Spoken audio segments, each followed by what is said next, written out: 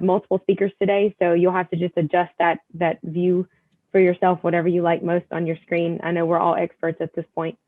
We're going to have presentations for about an hour, and then we're hopefully going to have roughly 30 minutes of discussion. And then, of course, there will be some email addresses, particularly mine and Maida's, for y'all to be able to send questions to if we didn't get to them, or if you thought of something after the fact.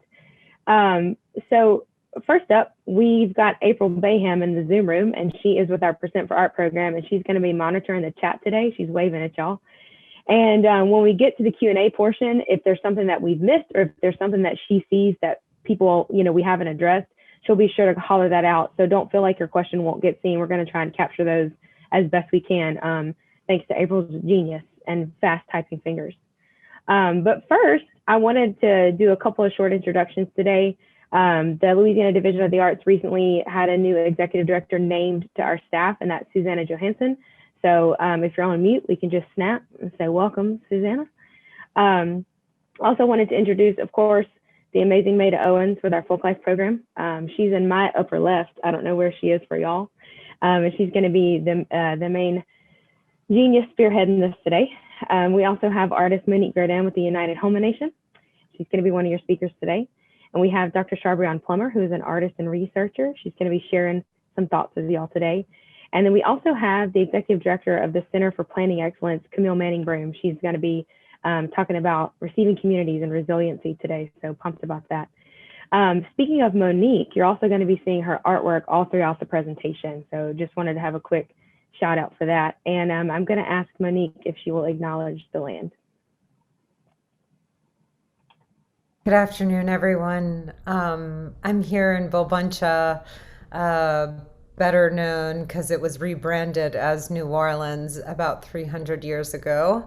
Bulbuncha meaning place of many languages and place of many tongues, in the Choctaw Muskogee language that was spoken here in the territory at the end of the Mississippi River.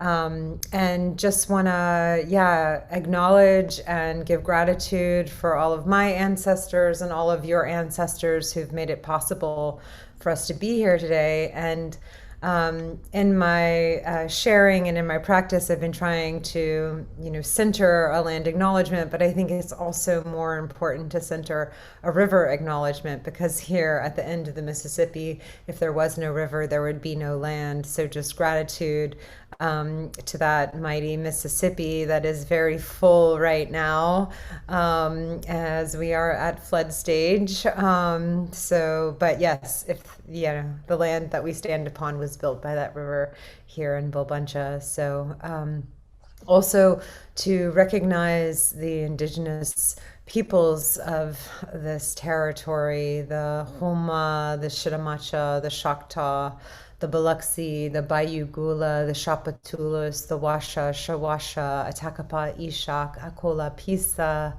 and many names of nations that I'm not mentioning, and those that have been erased because they were never recorded in the documents of history. So much gratitude to be in conversation with all of you today. And the thunder beings are rumbling above us. So I'll pass it back. Thank you so much, Monique. Okay, so why we are here today, why you guys joined this Zoom room to talk about this timely topic. This map actually shows the projected land loss in Louisiana. A super important topic. I'm going to ask everybody to mute one more time because we're getting some feedback. Okay. So our goal here today is just to make the arts and cultural networks more aware of what's happening, what's already going on in the state. If there isn't anything going on, to start a conversation. If there is, to keep it going. We want to help individuals and organizations consider how can they respond to this? How can they become part of this coastal conversation that we know actually affects the entire state? So we're not actually promoting adaptation strategies or encouraging people to leave or stay, because we definitely don't have the answers, but we do want to start exploring all these issues together, because it is a very complicated subject. Maida has brought to my attention that scientists actually call a problem like this a wicked problem. That's the technical term for it. It's super complex, super layered. And the only way that you can even approach a problem that's at a scale of this size is to be creative, to be cliche, and just to engage the right partners on the issues that the cultural sector has to be involved in, because we are experts in things that only we know how to do, right? As artists, arts organizations, as arts policymakers, creative placekeepers, all of these different roles that we play in our communities. So first and foremost, we have to acknowledge that it's a statewide issue. We also want to point out that people that are here today in the room can be at very different stages of awareness about what this issue is. And, we're all in communities that are going to be impacted in different ways across the state. Some have been dealing with this every day for years, and some won't have this on their doorstep for many more years to come. But today in the room, just wanted to mention that the audience does include artists. It does include arts and culture administrators. We have coastal programs administrators, environmentalists, and it's just really good to see y'all here. Maida? Hey, well, why now? Why are we addressing this now? Basically, culture needs to be included in the conversation about community resilience. How our cultures and traditions will be affected needs to be considered. So we're starting by preparing the Arts and Culture Network to dialogue with policymakers and environmentalists.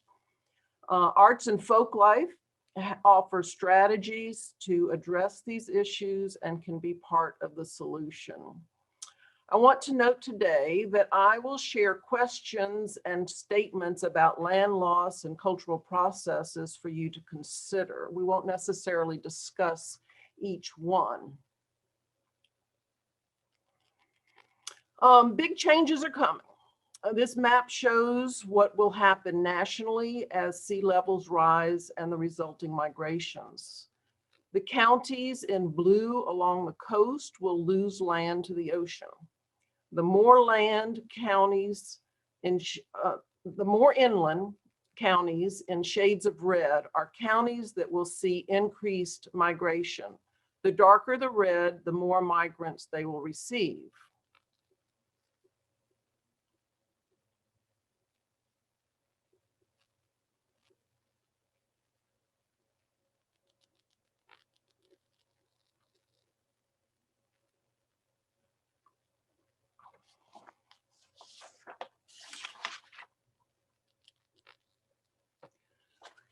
I frequently think about what my grandchildren, my great-grandchildren might wish that we have done. And this is really what's motivating me about a lot of this. In 2005, after Hurricane Katrina, the Coastal Protection and Restoration Act, known as CPRA, was created to address the physical landscape, and it is legislatively mandated and quite well funded. This is the agency that is building levees or getting them built, and the recently announced diversion project to build up land using the Mississippi River. In 2019, Louisiana's Strategic Adaptations for Future Environments, known as LA SAFE, was published with the Foundation for Louisiana. It acknowledges that we have an existential threat with the coast and climate change. Unlike CPRA, Louisiana SAFE is only partially funded for specific projects in Southeast Louisiana. Significantly, the LA SAFE report acknowledges the need to consider the human dimension. While the human dimension includes much more than arts and culture, such as mental health and land use, LA SAFE does include Goal 5, which is to support healthy communities, regional culture, and recreational access to nature. It identifies the Department of Culture, Recreation, and Tourism as the state agency to address this. Strategy 2 is to preserve and support Louisiana's culture and heritage, which would be addressed by the Office of Cultural Development. This agency includes the arts, historic preservation, archaeology, Codafil, or French language preservation, and the Atchafalaya National Heritage Area. Of course, we're excited to be included. but goal 5 is not funded and the timeline is long-term. I'm going to check to see if, take a quick look to see if anybody is in the waiting room. I don't think so.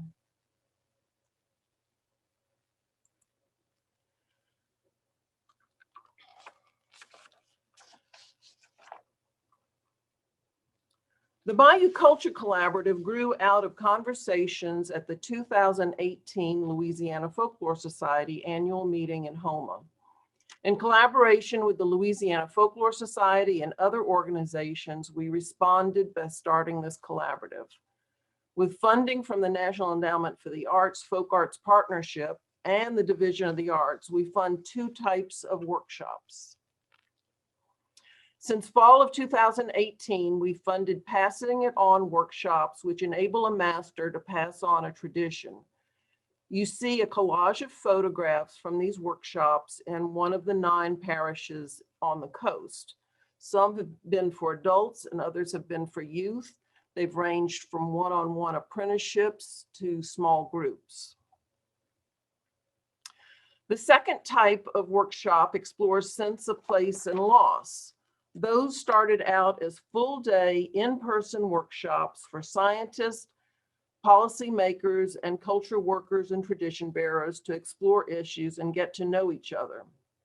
You see photos from the first one in September 2019. We included artist-led activities, and you see biologist Prosanta Sharbreon and Brandon Ballinger's exhibit on biodiversity. The second one was scheduled for the first week of COVID lockdown, so it was canceled. Since COVID, we've shifted the focus to engaging the arts community, since these could be effectively done through Zoom.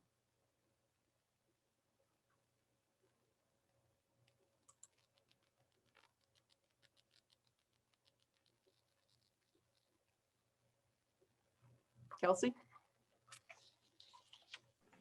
Okay, Maida just shared 2 main resources and then some main avenues of which she's been conducting some of her work in this vein. But that kind of leads us to where you guys are in regards to all that. I know that some of y'all filled out a survey before you registered for the conference, workshop, excuse me, and I really appreciate that because we got to see where you're coming from, not just the organization that you represent or your role, but what you feel about some of these topics.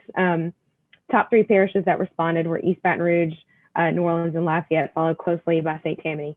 83% of you said that you weren't personally affected, but 20% of you said yes. And there was a little section where y'all could give us some insight into how you feel or you know, what you're thinking about this big topic. And there were 2 quotes that really stood out to me. One was, "Not feeling that our land is stable gives me second thoughts." And I just really felt that was super poignant for this entire conversation today. And the second one was, "The loss of land is directly tied to the eroding of the culture."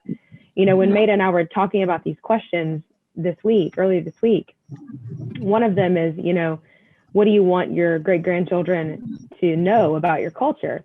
And I was like, Maida, it's really more about what you want them to still be able to experience, right? Which is what that statement, the loss of land is directly tied to the eroding of our culture. That's the fear, right? Is that the generations that come after us they'll just learn about it in a book, or they'll learn about it from stories from their elders. So some of the questions that we asked y'all were, will you stay? Will you move? Have you thought about it? Most of you said that you would stay. It was pretty evenly split between stay and being unsure. And then interestingly enough, there was a pretty large organizational impact statistic where 60% of you said, no, you haven't been directly impacted, but that statistic flips with programming that you're doing. So kudos to y'all for having programming about something that you don't feel is currently impacting you, but that you know it will. And then most importantly, I think the majority of the respondents were very interested in learning about receiving communities. I know that was a newer concept for me until a couple months ago, starting to think about different parts of the state. How will they receive folks that have to leave because of the water, because of the change, because of the loss of land? And so that kind of transitions us back into Maida. I'm asking you guys to mute just one more time, getting some feedback again.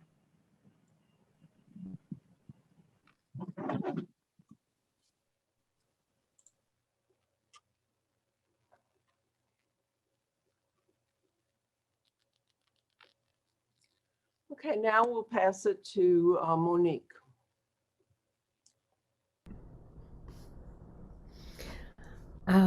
Thanks.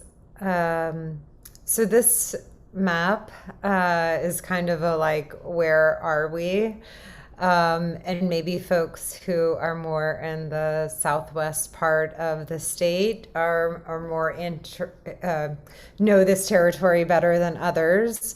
But when Hurricane Katrina hit in 2005, I knew nothing really west of Homa. And I suddenly found myself evacuated to Ville Platte, which is, as some might say, the northernmost point of Acadiana, or northernmost point of South Louisiana, Boudin, and smoke meat capital of the world, and some people's way of categorizing the world.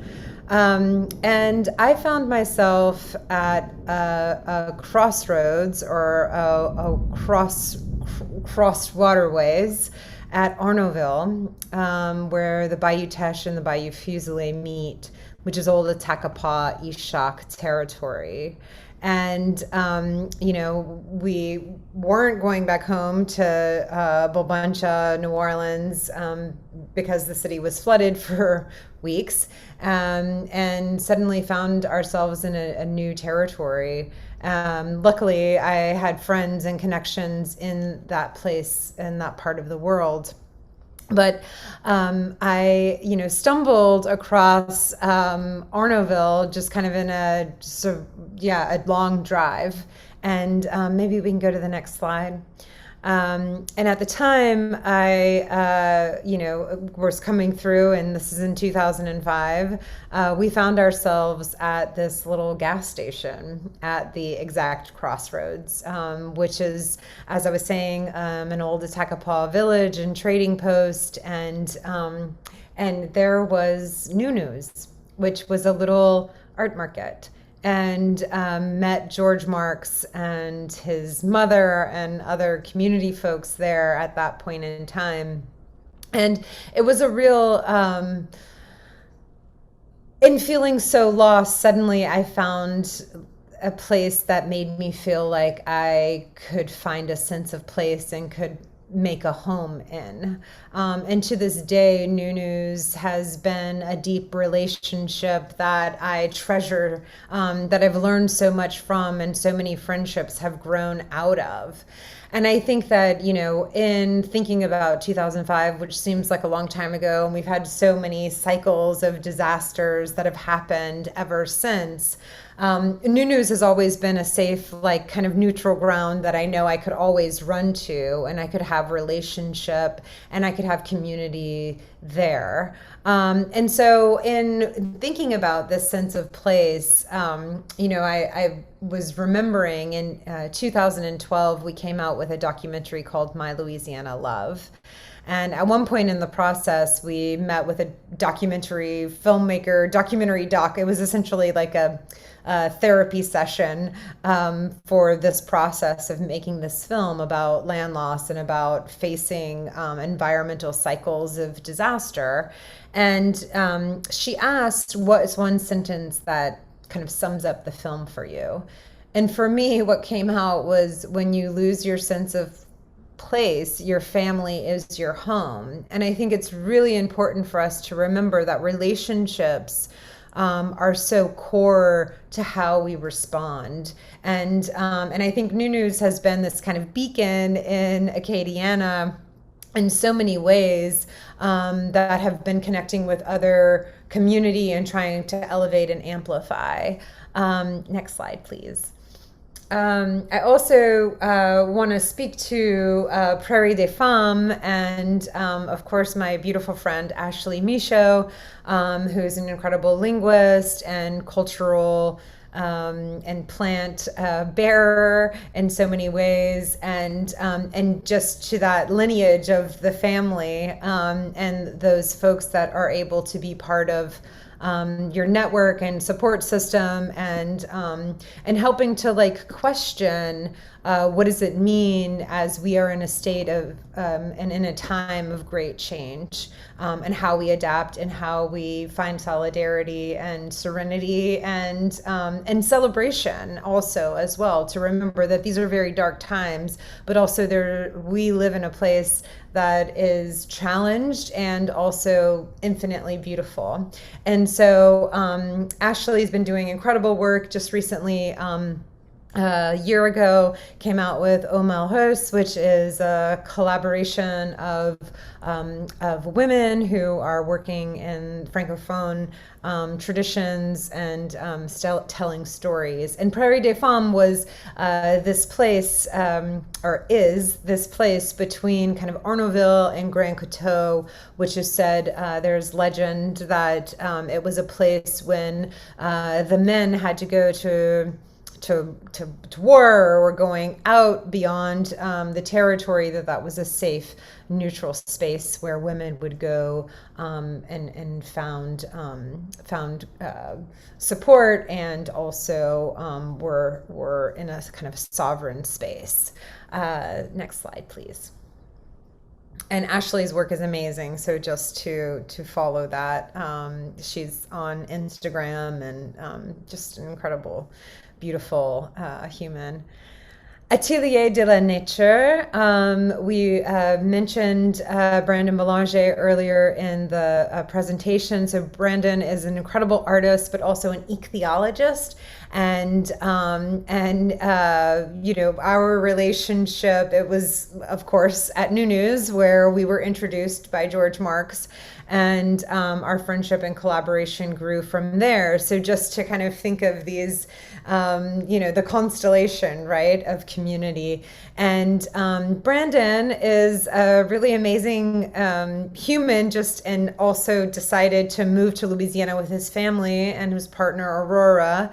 And they are doing restoration and leading workshops and doing environmental education and creating space for community to learn and grow together in Acadiana. That's super inspiring. And so they have this art, science, food education that is now, you know, within the community. And his partner, Brandon's partner, is originally from France. So that kind of language. And just to say that, you know, I think it's important for us to remember that this is not the first time where folks are migrating and in a state of transition, and that, you know, South Louisiana, whether it's the Grand Arrangement or folks fleeing from Saint-Domingue, Haiti, and during the times of revolution and coming here into the Louisiana Territory,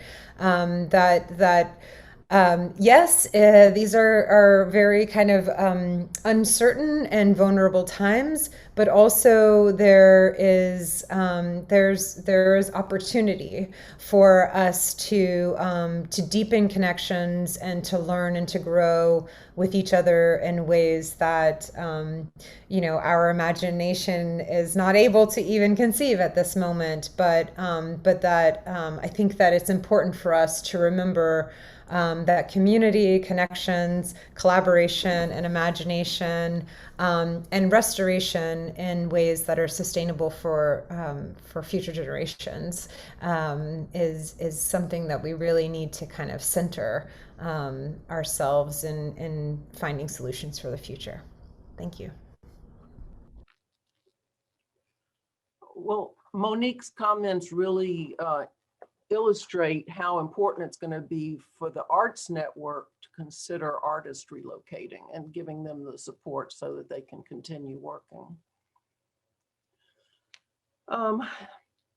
In Louisiana, the closer you are to the coast, the more aware you are of land loss, and the more likely that you or someone you know has had to move. Louisiana and all the other large river deltas are feeling the effects sooner than other types of coast, even though there are more and more news articles about displacement of communities due to climate change. Much of the general public hasn't really been thinking about this. I wasn't until the floods of 2016. Geographers and planners, on the other hand, have been looking at this issue for quite a while. The graphic you see is from the research of geographer Matthew Hauer at Florida State University. He has done the most research into predicting where people will move due to sea level rise. Using big data, in this case, US tax return addresses, he projects where people will move. It's known that people tend to relocate to be closer to family or for jobs. And the changes in our tax return addresses help predict where people will move. You see the 10 states that will lose the most people. After Florida, Texas, New York, and California, Louisiana is 5th. And take note that the other states are considerably larger. Of those leaving Louisiana, he predicts the most popular destination is Texas. That's historic fact too. But most Louisianans will relocate within the state. They tend to move up watersheds to the next higher community. The first to leave are younger adults and middle class. Our population is aging. By 2035, it's predicted that 60% of Louisiana residents will be over 65, and most will be rural. We are one of the fastest aging states. The second graphic is also from Hauer's research. It shows that Louisiana is second in the net loss of population, even though we have significantly less population. So what does all this mean for Louisiana? Louisiana has the highest rate of native-born residents in the country. Terrebonne Parish has the highest rate in Louisiana, and it's also the parish with the most land loss. Many will relocate several times because they don't want to move too far from family and friends. Actually, many have already moved multiple times. The communities where they move are called receiver communities. Many are quite close to the coast and increasing in population. These include Houma and Thibodaux, but they will eventually lose population too. Louisiana's history since European contact is one of migrations within the state and constantly adapting to the changing landscape of the Delta. Many residents are not aware of this. For example, there are many relic towns that have been abandoned in Louisiana. So this is not new, but the scale is increasing. Actually, all of human history is one of migrations. With migration, there will be culture change, but many aspects of culture are very resistant to change. For example, foodways. So our culture will survive, but some aspects, and they may be important to you, may change unless we make an intentional effort to not let that happen. So next you'll hear from Sharbreon Plummer. Thank you, Maida. Hi, everyone. So we can go to the next slide. Yep. So as you heard a lot of folks say, and something that, I definitely align with and have been thinking about as I've been brought in to share my thoughts about this work, is this notion of sort of thinking of myself as a future ancestor. What I want my grandchildren to know, or like Kelsea and Maida were saying, to have experienced. And so keeping that front of mind, the biggest thing for me is that I know that I always want to find ways to center the stories and the challenges of the communities that I'm a part of, and to find ways to creatively problem solve. And so for me, when thinking about land loss and climate change, one of the sort of biggest points that I thought needed to be discussed, among many others, is this need to take on an intersectional viewpoint. So Dr. Kimberly Crenshaw was the person who initially coined the term intersectionality. It's something that's sort of existed and been present, but she really helped to give it voice. And intersectionality, if you don't know, is the interconnected nature of social categorizations such as race, class, and gender. And they're regarded as creating these sort of overlapping and interdependent systems of oppression or disadvantage. So I'm just going to share a few things about how this is connected to land loss, drawing on some scholarship, collective scholarship of Dean Hardy, Richard Milligan, and Nick Hanen. So to the first point, how is this connected to land loss? So it's no secret that many of our coastal communities are in a vulnerable state. You saw the map that Maida had. because of climate change. And so what I'm asking for us to consider is that we are doing ourselves a disservice if our analysis of environmental shifts and climate change don't have an accompanying critical race analysis to help us identify the unevenness or inequities within those vulnerabilities that we are facing within our geographic communities. And so one way to sort of do this is to look at the history that shows the correlation between land settlement and racialized projects, or how like race has been constructed and developed, and thus how people have been treated as a result of that. So there were a lot of social and political processes along the southern US coast that historically dispossessed racial minorities through land grabbing and other inequitable practices. And so this dispossession and forced movement ultimately impacts how people are viewed or defined as products of broader social, political, and cultural forces, et cetera. So how we even come to understand race and its cultural byproducts and thinking about arts and culture are iterations of what once was because of how folks migrated, forced or otherwise, and adapted or possibly didn't survive. So if we know that race and all these identities are always information, then Black and other non-white groups, our vulnerability to sea level rise is also always information within these coastal regions in terms of how we might need to adapt or have adapted historically over time. So one of the things, I like how Laura Polito frames this. She looks at the history of land and really calls for a necessary analysis of this if we're looking at climate change, because she states that sea level rise is not the inundation of neutral land, but that the land facing inundation is racialized land, and that land has been appropriated, settled, cultivated, and distributed through a long history of racialization. Another thing that came up for me as I was reading and really starting to educate myself is that there's a greater need and a consistent and continued need for equity around language and decision-making. So that means utilizing and educating oneself on distinguishing terms, such as environmental racism or climate gap. So Jean-Christophe Gaillard says that by overlooking everyday life in climate change adaptation, we are participating in the development of a climate gap, or the gap between the large amount of attention given to climate change on an international or national scale, and then the everyday concerns of vulnerable communities. So spaces like the one we're in today are those sort of incubators or areas where we can start to do that level of like deep looking into everyday vulnerability. And it also means taking time to like have conversations around how folks of color have been disproportionately affected from environmental hazards that might include toxic substance release, water quality, et cetera.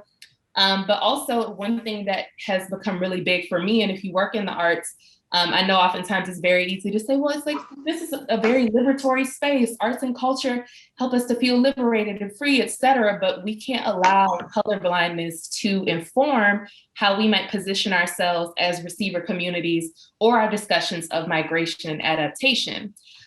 So colorblindness doesn't allow us to be honest about the limitations or reputations or perceptions that we might face as within our geographic location. So for example, you might feel like, well, we serve everyone, we welcome everyone, but if somebody is leaving a traumatic situation, it's important to confront the blind spots that you might have about your own institution, city, neighborhood, et cetera, because there may be challenges or an opportunity to build trust with someone who's relocating to an area that they may not necessarily feel welcome in, or they're trying to, gather their footing and figure out, where do I belong?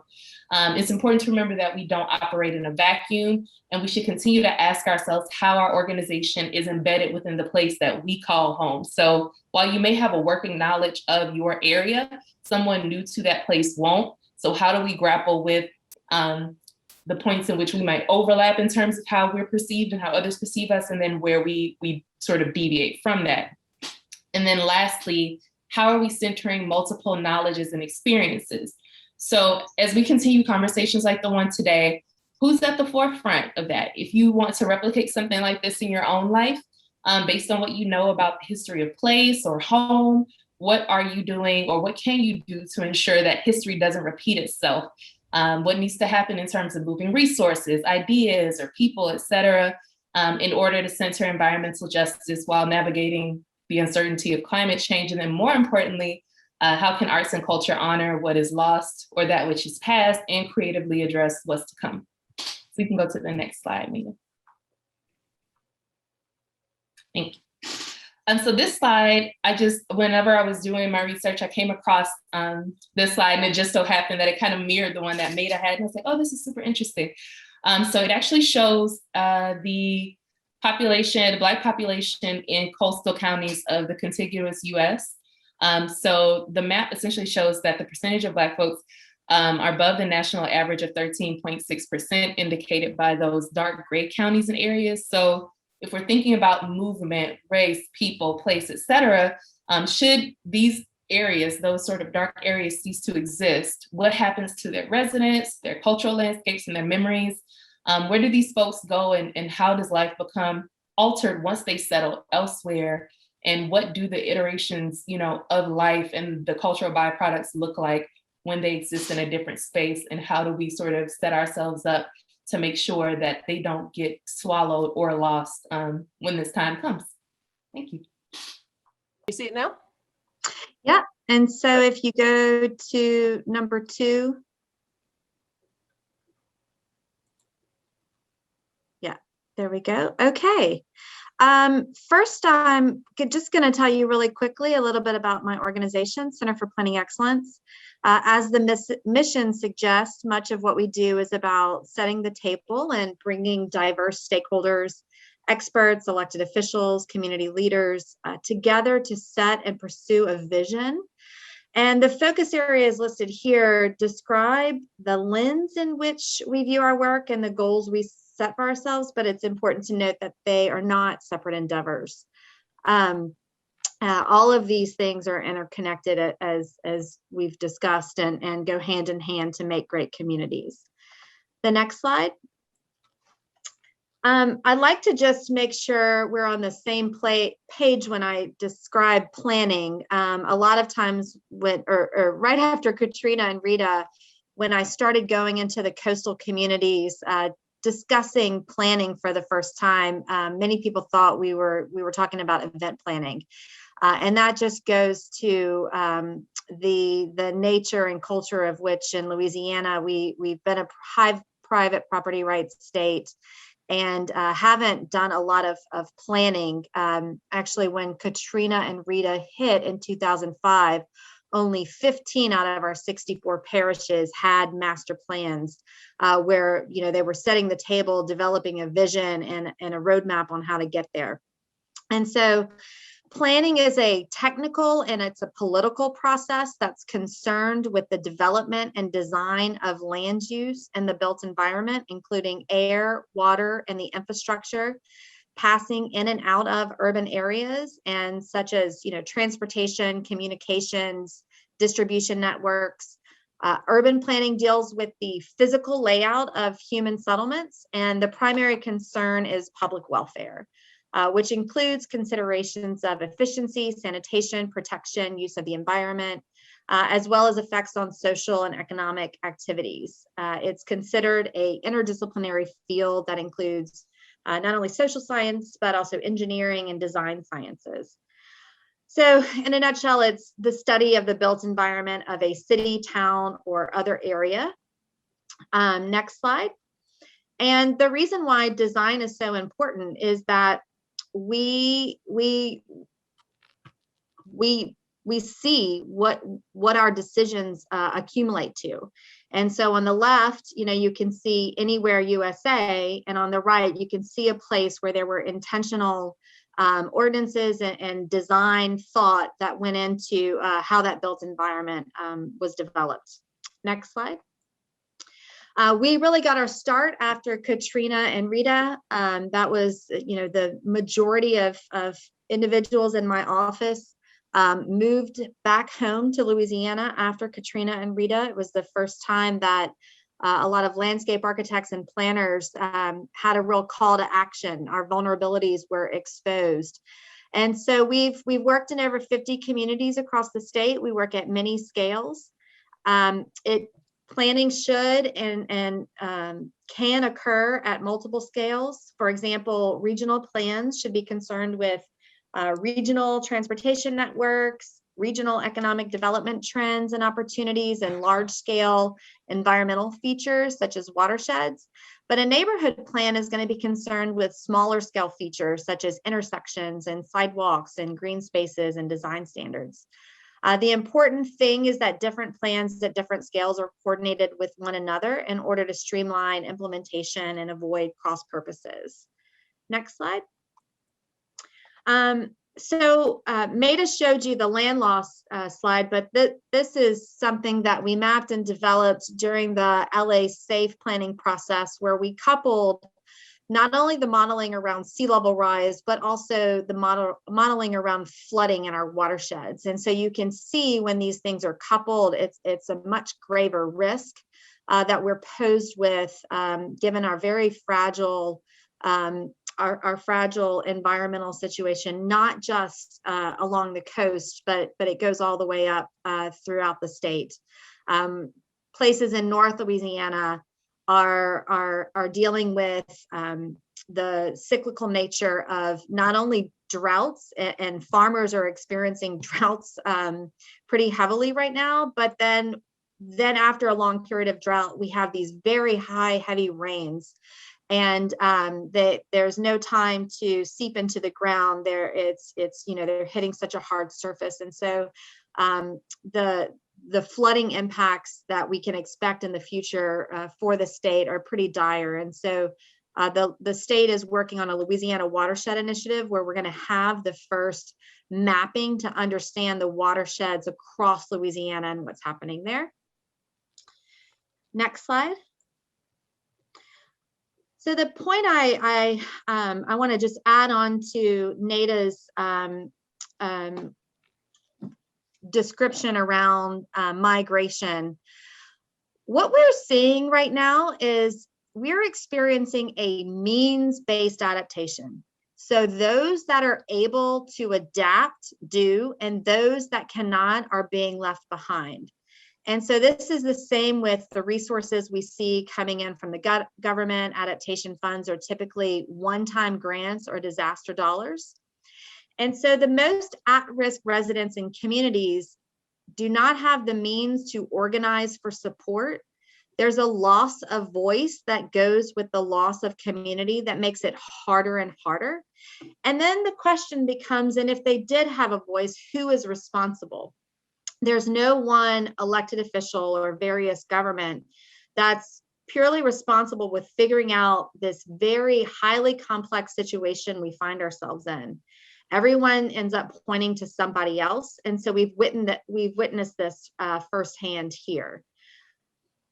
As Maida mentioned, next slide, people are also leaving Louisiana. I think what causes me a lot of concern is that it's not the people leaving the high risk areas. It's also people leaving and planning for their children to leave, even what we would maybe consider as the receiving communities. And so the CitySats survey conducted in 29 found that parents in the East Baton Rouge parish want their children to leave, and only less than 10% want them to live in East Baton Rouge Parish.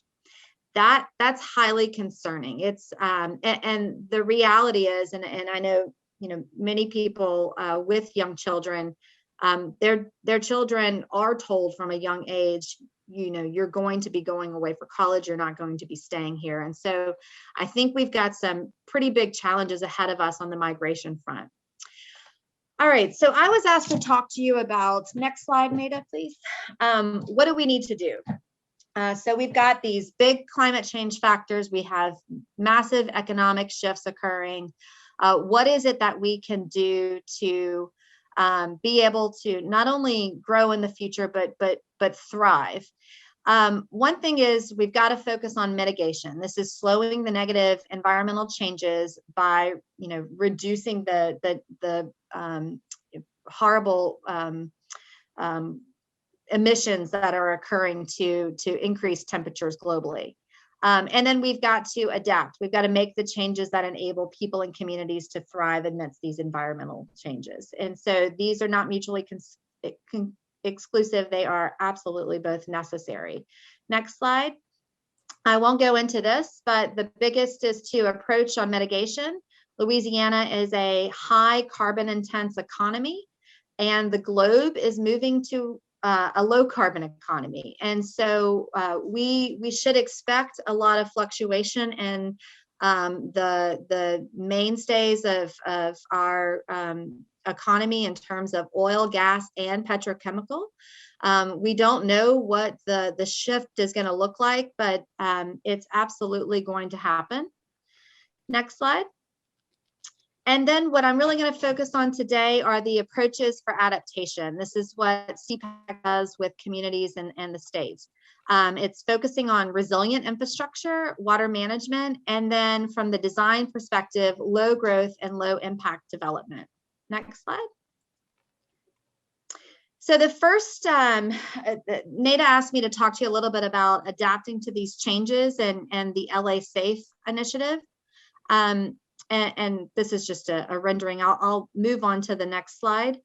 So this was a really challenging task. We went into 6 parishes led by the state of Louisiana, the Office of Community Development. We were hired as planners to help to draft the plans and work with the communities. But for the first time, the state was going out and conducting large workshops, really outlining the risk to communities, telling the really hard story and hard truths about what was happening. And we essentially, through countless public meetings, did a lot of crowdsourcing of ideas to develop these adaptation plans where we focused on what the 50-year vision of a very high risk place versus a medium risk and a low place risk look like.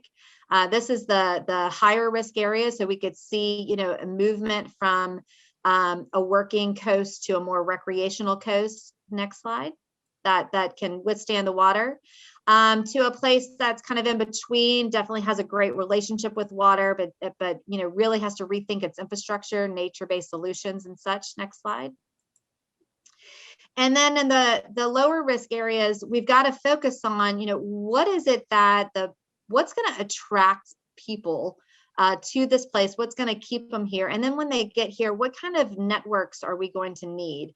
How do we make a transition, where for the first time we're talking about, let's capture increased population and build the communities that really tell a story, are focused on quality of life, character, sense of place. And so I know that we're running out of time, and Maida, I want to check with you on time because I know that you wanted to have a Q&A. Go ahead. Yeah, we're going to go talk for an hour and discuss for an hour, present for an hour. Okay. And so I encourage you all to check out the plan if you want to know more details. But this is really creating a more compact development style that has a good relationship with water and the natural environment, enhances access and mobility with choices to housing, choices to transit, and everyone, lots of green space and things of which we would want to design our communities. Next slide. And then I just wanted to add that I think this is critical. We, Center for Planning Excellence, worked with the governor and the governor's office to put on a workshop in October of 2018. We brought the governor, the cabinet, and the sub-cabinet together and facilitated a 2-day workshop walking through what climate change looks like in the state of Louisiana. To what are the policies, what's ahead of us, and how can we get everyone involved and seeking opportunity in this. And next slide. And yeah, it was really fun because we had everybody showing off their artistic skills and drawing images and really trying to tell the narrative of Louisiana in the future. Next slide. But at the end of the day, I think, and this is also supported in academic literature. When we look at the climate risk ahead of us, and we think about the scenarios in which we're working with this.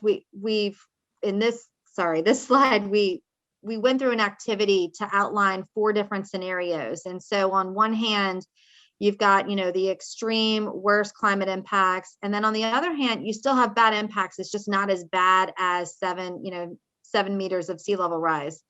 But then on the other axis, you have, long-term planning, good politics, integrated planning, you have transparency, you have community input, people having a voice at the table with government, co-designing and collectively making decisions.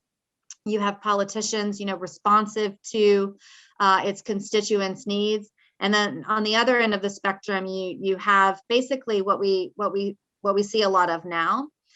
And we only found that in Louisiana's scenario, A was the best case. And at that time, the governor and the cabinet made a commitment to focus on governance around climate change and adaptation through that workshop. And so we've been working with all the state agencies through the Adaptive Governance Initiative, where we have a chief resilience officer and working with every state agency who has a resilience liaison. And we're walking through all the climate change impacts and their vulnerabilities with them to start incorporating a new way of thinking into decision making.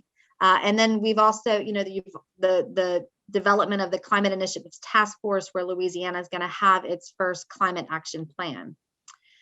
Next slide. And so I'll just end with, at the annual Smart Growth Summit, we've got great presentations from last year covering all of these topics, and get ready for fall of 2021, because we'll also be having this conversation. And that's where I was going to end, Maida. Okay, I'm going to shift back to our PowerPoint. Well, the presentation's almost over.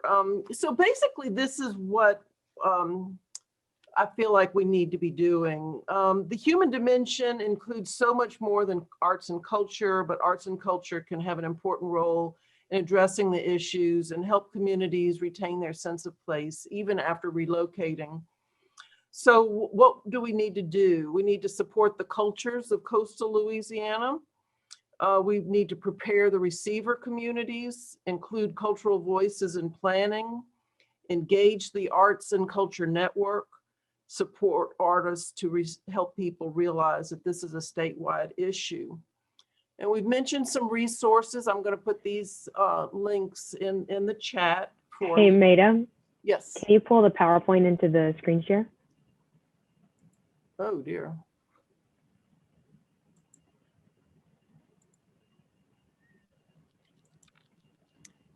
So here are the resources that I mentioned, that we mentioned during the presentation. And I want to point out Shirley Loska's book, Louisiana's Response to Extreme Weather. If you want to get more involved in understanding some of the cultural issues, she includes a lot of these in this book. There are ways to connect. We have there's the Louisiana Folklore Society. We have a Facebook group, and you can sign up for email offerings. I'll put this in the chat too. Our next, someone has asked a question asking, will you send these this PowerPoint out to anyone that was registered for the workshop? Sure. Yeah. Well, actually, this whole presentation is going to be put online. So you'll be able to see the whole presentation, not just the PowerPoint. Our next one is going to be on artists and arts organizations that are addressing land loss. Some of them are already very involved in this and want to ask, what would you do differently if you knew then what you know now? So we'll be sending out that through the emails. And now we're going to close the PowerPoint, and Kelsey will be leading, Kelsey and I will be leading the discussion, the questions.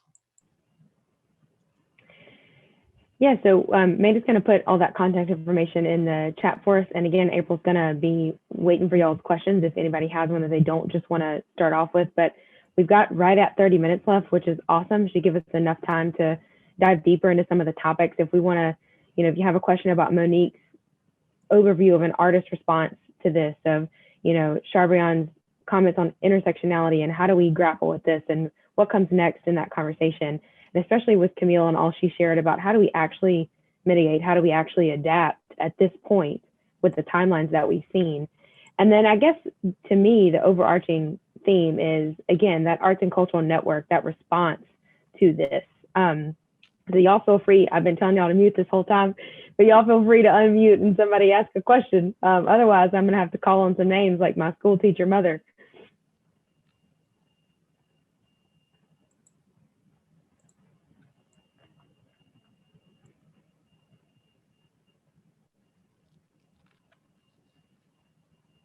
Anyone want to go first? I have a question for Monique. I was very interested in when you described all the different native tribes whose ancestral lands you were on when you went up to Arnaudville. And I'm participating in a lot of Zoom meetings where they ask you two things to identify in the beginning, is your pronouns, but also whose ancestral lands you're on currently. And they send a link out and it just basically says all of Southeast Louisiana. It just shows us Choctaw. And I know that's like so many more than that. Is there a resource that shows those lands in South Louisiana that we can be more accurate when we acknowledge those lands? Yeah, I wish that I could point you to a website, and maybe I should have put that on my long list of things to do. But I think that it's, really important for us to remember that just as this place of South Louisiana is a hotspot of biodiversity, this was also and still is a place of extreme human diversity.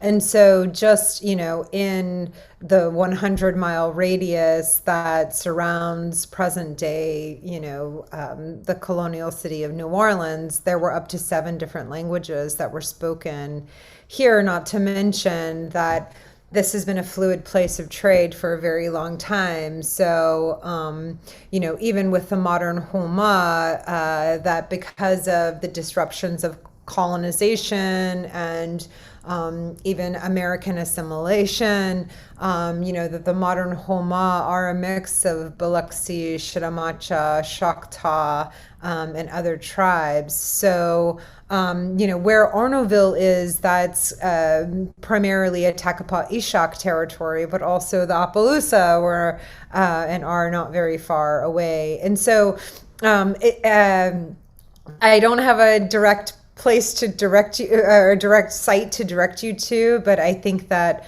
it's important for us in Louisiana to remember that there are indigenous peoples who still inhabit these territories, and also to recognize the ancestors who were here before.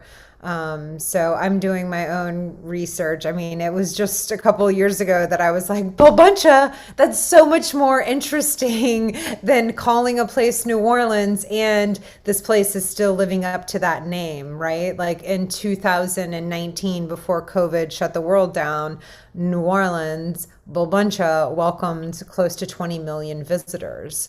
So this is a place where people are still exchanging ideas and coming together on kind of a neutral ground. So.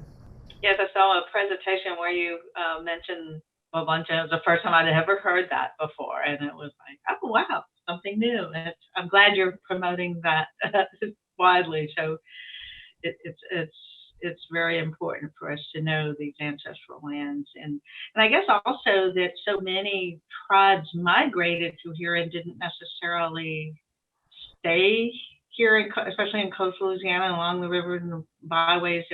Some was more migratory and transient. Is that the case too? Yeah, definitely. And I think that, we've gotten so conditioned to think that the water is not our friend. But what's really interesting, even when you go to colonial documents, is, I've been doing a bit of history research with my own family, and it's like, oh, they're down in like Plaquemines Parish, and then they're in Appaloosa, and like that movement and that mobility because of water, and how water, really is a gift. We just have to learn to live with it in a right relationship. I see that there's a hand raised. Yes, it's me, Harold Fontaine.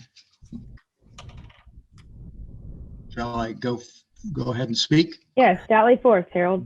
Oh, yes, thank you very much. Well, first, I want to thank everybody about their informative presentation. I do have a question, but then I want to make a comment. First, the question, prior to the issue of global warming and climate change, we know, and the maps clearly show, how so much of Louisiana's land loss was due to subsidence, which was exacerbated by oil drilling of canals and so forth, which hastened land loss. So is there an ongoing effort to mitigate the land loss due to or address subsidence specifically? That's my question. Harold, that is really beyond the scope of what we're doing. There are others that are addressing the physical coast, and what we're doing is addressing the cultural coast. Okay, well, thanks. Well, although there may be someone. I have a short answer for you. By all means. I would. So the state's master plan is addressing building back land to reduce the impacts of subsidence, but we are still conducting all of the practices that led to subsidence and are perpetuating it. Oh, good, right. Because I think this land loss thing has to be a multi-pronged effort. That's really my comment, because naturally we're all concerned about man-made global warming and so forth and how it contributes to sea level. But I don't think just in terms of a worldwide perspective, that can't be our only means of addressing rising sea level, at least in Louisiana. Subsidence has to be part of it. And I don't want to see Louisiana sink. Nobody does. I certainly don't want Louisiana to get any warmer, because our summers are long and hot enough as it is. But on a worldwide basis, we have to be very, thinking worldwide, globally here, have to be very careful about our solutions, because we know that worldwide, just to make a point, when traditional fossil fuels become more expensive too quickly, marginal people across the planet are kind of forced over the edge. Marginal people become poor, and they resort to stuff like burning the woods, burning their furniture, and burning cow patties to stay warm. And all those things do generate carbon dioxide. So we have to be very careful in terms of the world's poor. And one other reason for having caution is because, and we're very blessed by this, the past models of how fast the earth would warm up going back 20, 30, 40 years, I'm very grateful that they have not panned out. They haven't come true. So I think we have to be even-handed. That's my comment, that we all should be aware and careful about our solutions. So, yeah, thank you, Harold. And I think too, to your point, when we think about a global perspective, we're not the only people that are facing a cultural, significant change. And so I think too, with Maida in the work and Camille in the work and Sharbreon in the work and Monique in the work, there's all these people in the state that are thinking this way. So that's one of the tenets of these workshops, is to try and get these people in a room. At first it was in person and now digitally, to try and talk about the cultural impact of this, when these lands disappear and when these people have to migrate. Monique, did you have a comment? Yeah, I just wanted to say that, I think that it is important for us to remember that our coastal master plan is dependent upon deep water oil and gas royalties from the GOMESA, the Gulf of Mexico Energy Security Act that was passed years ago, where we are allocating those funds for coastal restoration projects. And to also say that the reason why we have real dollars at the present to go forward with projects is because of Deepwater Horizon drilling disaster, clean water finds, which is why they have these sediment diversions that they're able to kind of move forward with. So I think that, it is important for us to recognize, one, like what are the situations, but two, that there are corporate interests that are invested here along the coast, and that South Louisiana has made the ultimate sacrifice for the benefit of multinational corporations, and that shareholders are based in Europe and far beyond, and that we are, in many cases, at the bottom of the list when it comes to quality of health and education and all of these things. So I think that, we can't really separate all of those things, and we have to recognize also that these multinational corporations are also sponsoring cultural programming. The biggest one to point to is that the Jazz and Heritage Festival is sponsored by Shell Oil. So I think that we do need to have an analysis of like what that means and what corporate accountability and responsibility is in a place like South Louisiana and other places that are faced with these challenges. Thank you.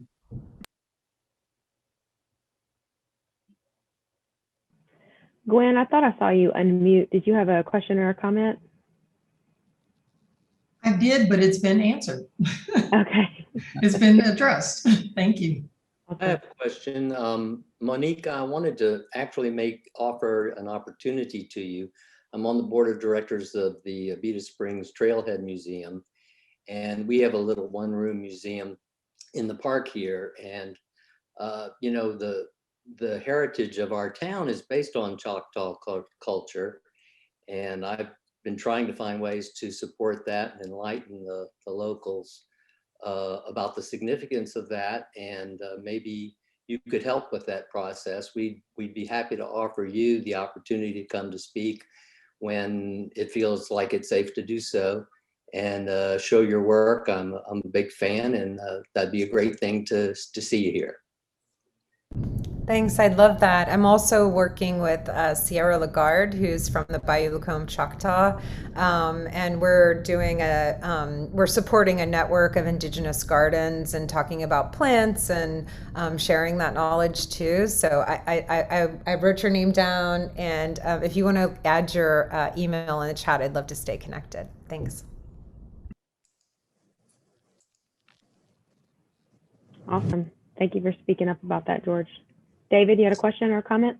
Yeah, I just want to comment that as I put in the chat box, Monique's exhibit is here at Vermilionville in Lafayette right now. So if you want to come and check it out, and her movie, My Louisiana Love, is going to be airing here on April 26th, and we will be honored to have Madame Verdin herself in presence with us. So if you want to come down to Lafayette, we got the best gumbo in Lafayette, probably the whole of South Louisiana. And that's scientific fact. That's not bragging. So all of this, I'm just fascinated by all this, and I've admired what Monique has been doing for years. And I think this is just primordial stuff we need to be talking about right now, because there's so much going on right now that to preserve our heritage and our culture. And just a little bit about me, if you don't, I know a lot of y'all. I can see a lot of my good friends out there. Even my cousin John Duce, I saw was online earlier.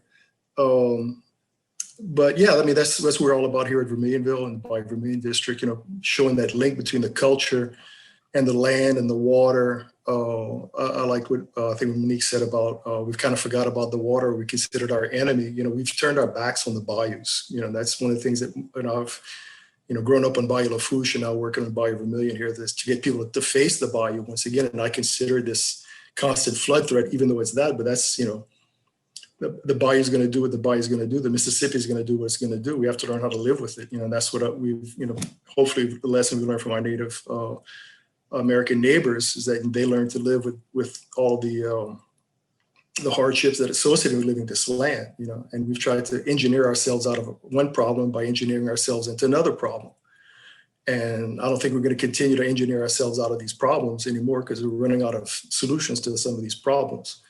But yeah, I'm just, encourage everybody to continue this dialogue. It's very important, that we continue, because I have 3 sons and none of whom live in, well, 2 of them don't even live in the United States, quite honestly, and the 3rd one doesn't live in the state of Louisiana. So I don't see a future for, my descendants here in the state of Louisiana. I'll hang on as long as I can, but, hopefully other people will be able to do that.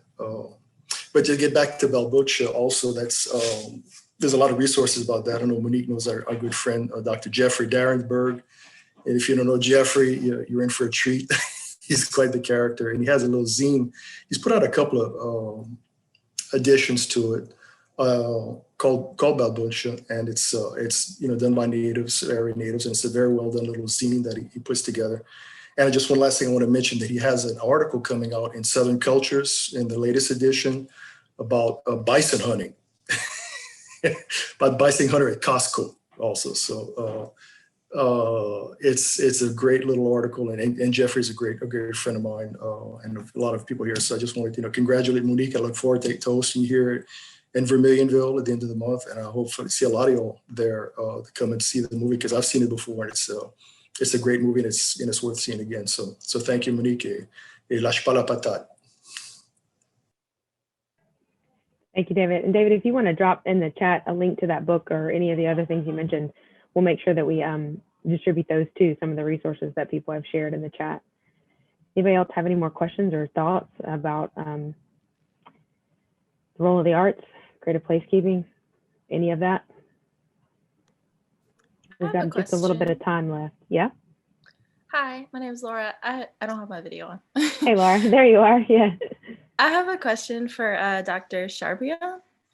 I saw in your presentation that you are also an artist. So I was curious about your artistic practice or how that tied into your academic research on this subject.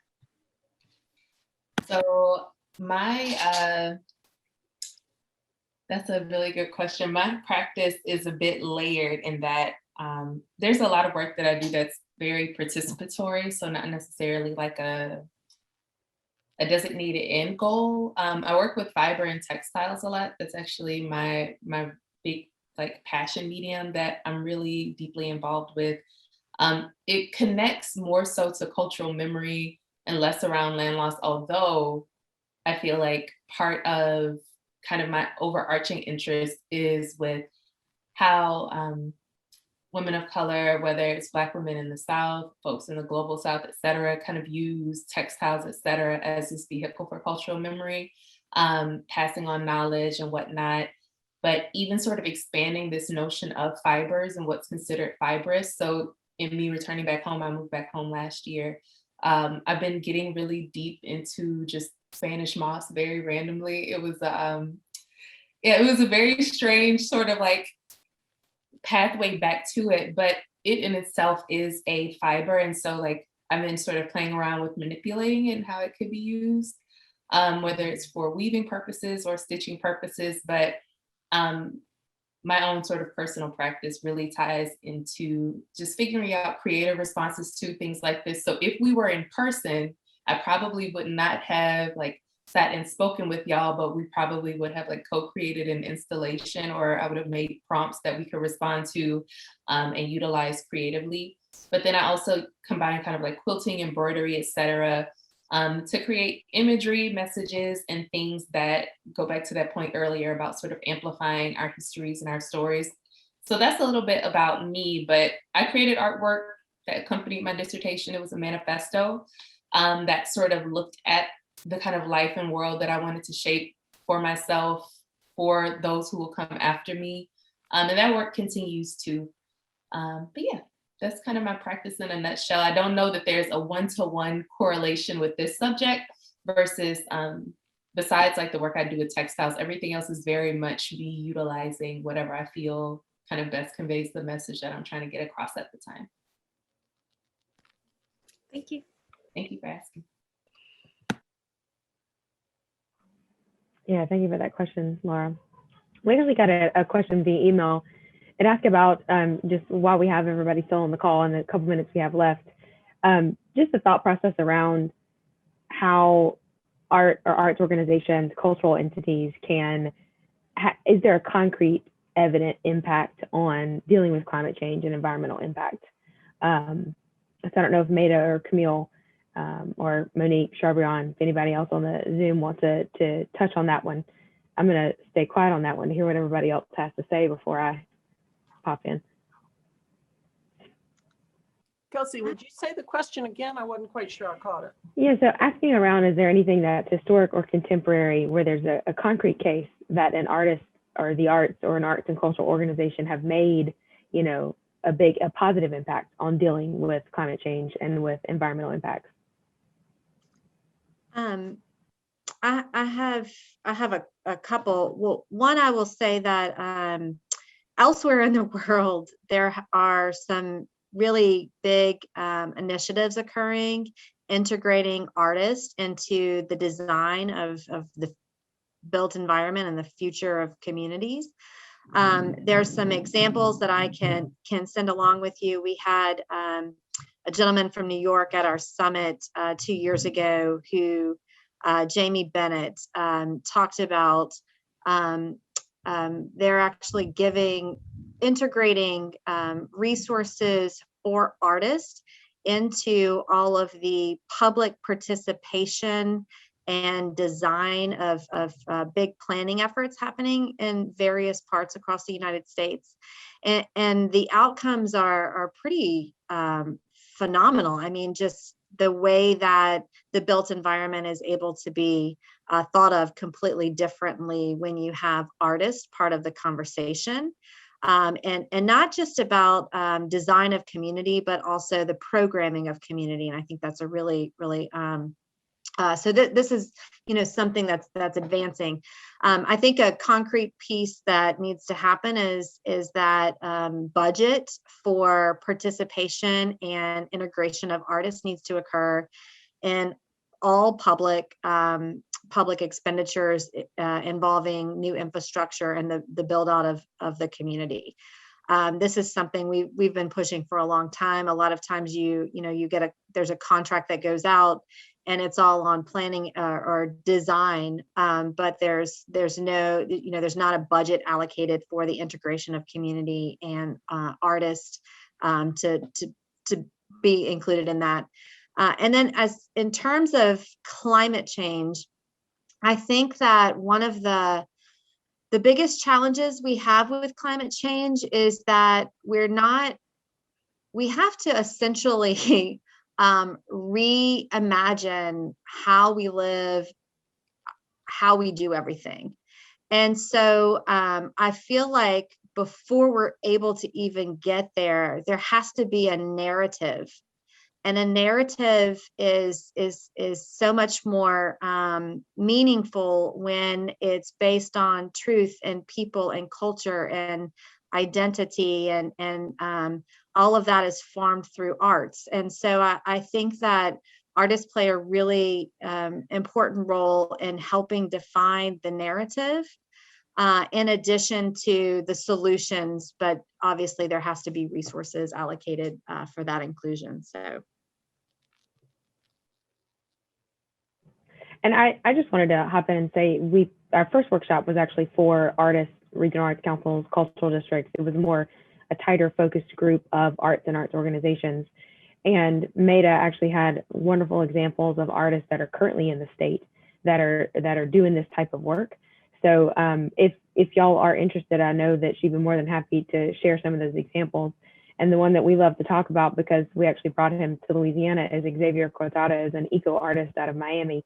Definitely somebody to look at in terms of an artist who encourages other artists to assume their role in their community and to help, you know, to Camille's point, translate this conversation, to have that consistency in the conversation, and to do what only, you know, arts and culture bearers can do, which is to show people how to see things in a new way. But yeah, so Maida had, in our scratching kind of for these workshops, she's come across a ton of artists that are doing this type of work in the state. So it gives us hope.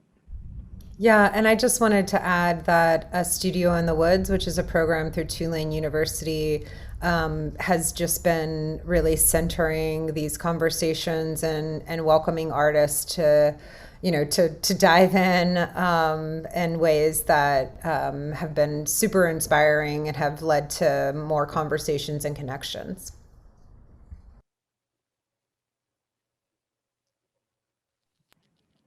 Fabulous. We've got about 3 minutes.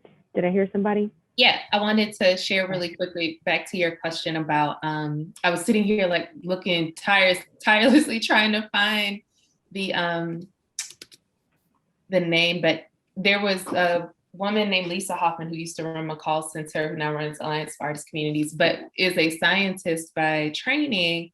And I will try my best to find it, but if folks were to look up McCall Center when they had their sort of visual arts, environmental artists in residence program, there were folks who were coming into Charlotte who were looking at ways to respond to certain needs, whether it was native planting, all sorts of other things, and really combine both like environment, ecology, et cetera, and art to create things that could be these living, breathing structures that were embedded within their local community. And there's an artist who came through New Orleans, and I will try my best to remember her name and find it and get it to you. But she did a lot of work around like creating sort of like various water solutions and things responding to like flooding that could be woven using natural materials. I can't remember it now, but I know she was at McCall too, and McCall Center was a residency program that specifically had a focus for that had folks coming in to do some really interesting sort of responses to environmental issues. So that might be a resource. Awesome, thank you.